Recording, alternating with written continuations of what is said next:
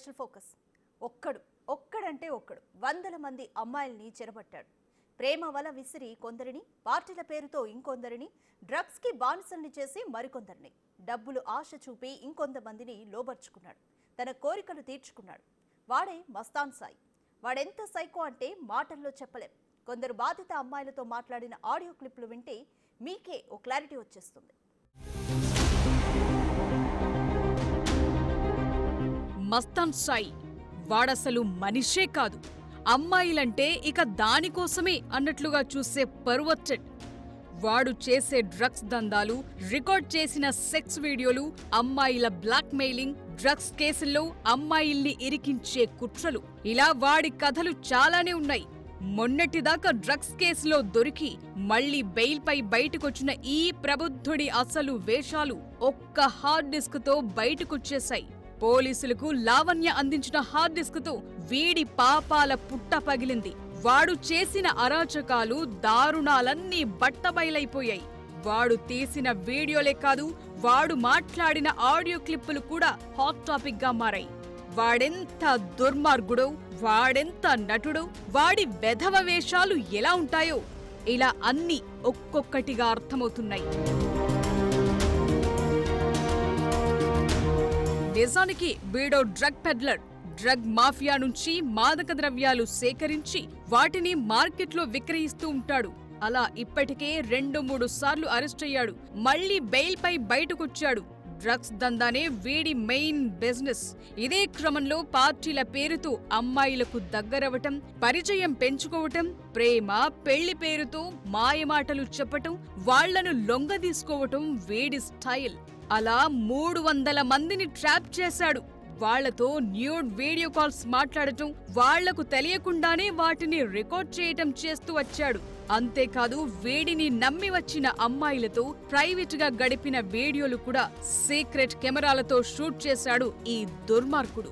అలా వందలాది మంది అమ్మాయిలతో గడిపిన వీడియోలను హార్డ్ డిస్క్ లో సేవ్ చేసి పెట్టుకున్నాడు. మళ్లీ తనకు కోరిక కలిగినప్పుడల్లా అమ్మాయిలకు వీడియోలు పంపటం, బ్లాక్మెయిల్ చేయటం లాంటివి చేస్తున్నాడు. వీడి చేతిలో మోసపోయిన బాధిత అమ్మాయిల పట్ల వీడెలా ప్రవర్తిస్తాడో చూస్తే ఛీ అని మొహాన ఉమ్మేస్తారు. తమ వీడియోల కోసం తమ జీవితాల్ని నాశనం చేయొద్దంటూ మస్తాన్ సాయిని వేడుకున్న అమ్మాయితో వీడు మాట్లాడిన ఆడియో క్లిప్స్ బయటకొచ్చాయి. తనకు ఎదురు తిరిగిన అమ్మాయిల్ని అడ్డమైన బూతులు తిట్టి బెదిరించాడు. వీడి సైకోయిజం ఎలా ఉంటుందో చూడండి. అర్థమవుతుందా నీకు? ఏమన్నావు ఇప్పుడు? ఏమన్నావు నన్ను? అన్ని అన్నా, చాలా అన్నానే. మెంటల్ కట్టిందా? నీ వల్ల నా వీడియోస్ బయట ఉన్నాయి. అసలు ఏం మాట్లాడుతున్నా? నువ్వు పెళ్లి చేసుకుంటా అని చెప్పి నువ్వు ఉన్నావు నాతో. ఇలా మాట్లాడకు. ఏంటి? ఫోన్ పెట్టు. నువ్వు సరిగ్గా మాట్లాడు. నువ్వు మాట్లాడేదేంటి? నీ మాటలు సరిగ్గా రాని. ఊరందరితో ఉన్నావు కదా, సరిపోదా? అలాంటినప్పుడు ఒక అమ్మాయిని పెళ్లి చేసుకుంటాను మోసం చేసి తన లైఫ్ నువ్వు ఎవరితో ఉన్నా ఇంతే. నీ చీటింగ్ మానే వరకు నువ్వు ఇంతే. అసలు నువ్వు మాట్లాడుకు. ఎంతమంది అమ్మాయిల్ని చీట్ చేస్తావు? నువ్వు అమ్మాయిల జీవితాలతో ఆడుకోకు అని ఎంత బతిమాలినా మస్తాన్ సాయి బోతు పురాణం ఆపలేదు. ఇంకా చీట్ చేసుకుంటూనే వస్తున్నావు.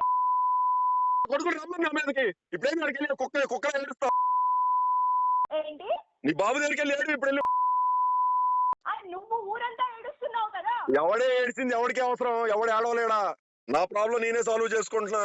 ఏ నా కొడుకు హెల్ప్ అడగల. అవును, అందుకే ఇక్కడ నుంచి నన్ను రప్పించి ఇన్ని చేసుకుని అవ్వట్లేదంటే మళ్ళీ తిరిగి అక్కడికక్కడ వదిలేసావు.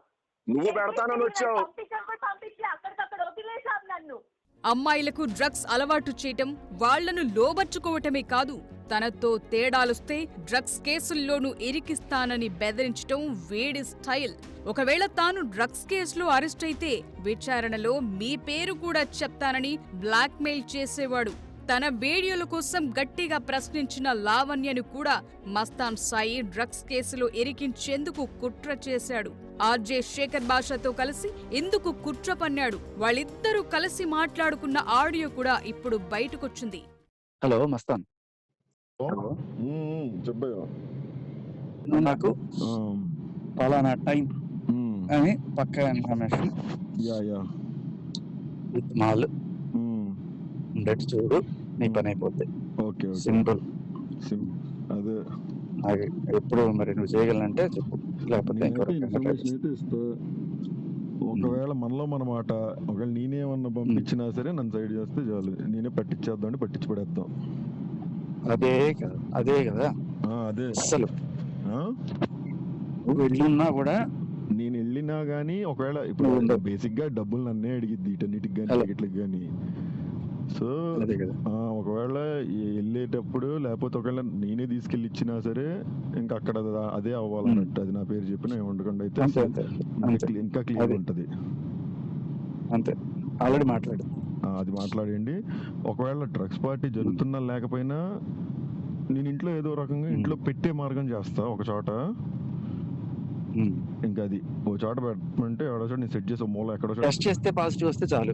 అసలు టెస్ట్ ఇప్పుడు చేసిన పాజిటివ్ వచ్చింది. టెస్ట్ పెద్ద విషయం ఏంది? టెస్ట్ అదే. వచ్చిందా? అమ్మాయిల పట్ల ఇంత దుర్మార్గంగా వ్యవహరించే మస్తాన్ సాయి, వాళ్ల జీవితాలతో ఆడుకునే ఈ కీచకుడు, తేడాలొస్తే మాత్రం వీడి డ్రామాలు మామూలుగా ఉండవు. తానే సూసైడ్ చేసుకుంటానని ఉల్టా బెదిరింపులకు దిగుతాడు. చివరకు తనకే పాపం తెలియదంటూ కటింగులిస్తాడు. హార్డ్ డిస్క్ లో వందల మంది అమ్మాయిల వీడియోలు బయటపడిన తరువాత కూడా అవి తన భార్యవని, మాజీ ప్రేయస్వి అంటూ బుకాయిస్తాడు. వీడు మామూలోడు కాదు, అమ్మాయిల్ని మాయ చేసే మాయలోడు, వాళ్ల జీవితాలను నాశనం చేసే నరరూప రాక్షసుడు.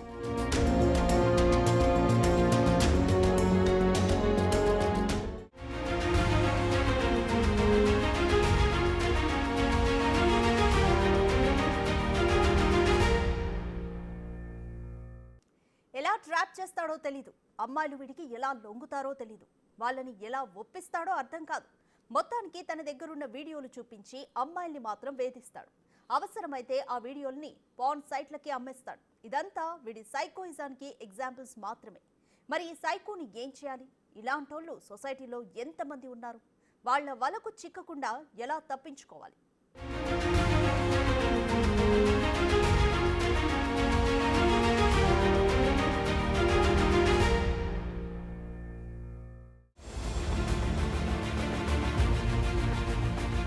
డ్రగ్స్ కేసుల్లో ఎన్నిసార్లు అరెస్ట్ అయినా మస్తాన్ సాయి బుద్ధి మారలేదు.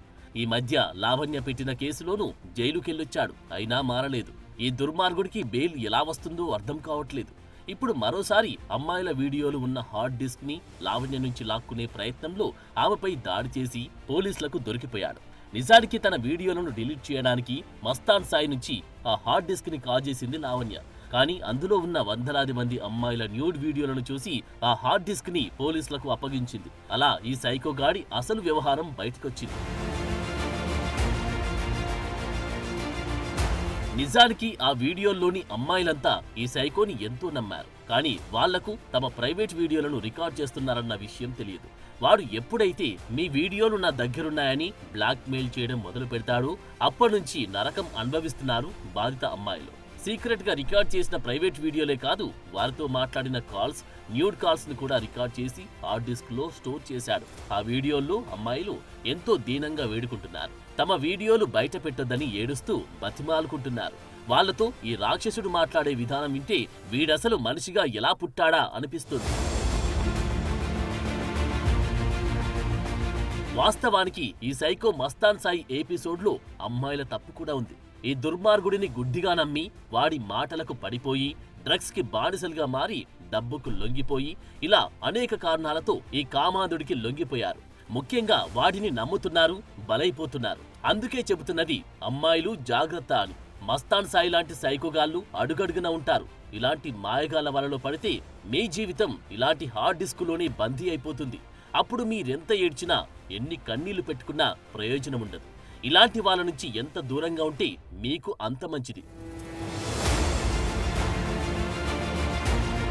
మస్తాన్ సాయి లాంటి సైకోలకి ఈ సమాజంలో బతికే అర్హత లేదు. చట్టాల్లోని లూప్ హోల్స్ ని అడ్డం పెట్టుకుని ఇలాంటోళ్లు బయటకు వస్తున్నారు.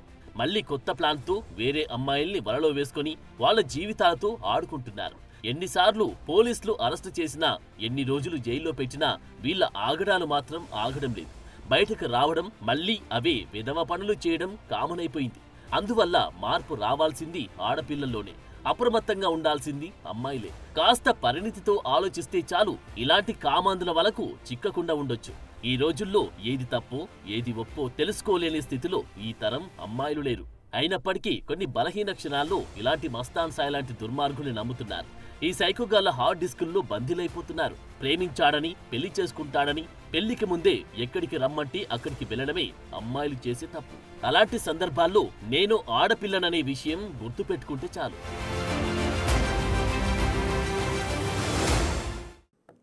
ఇదే వాటి special focus. Keep watching Big TV.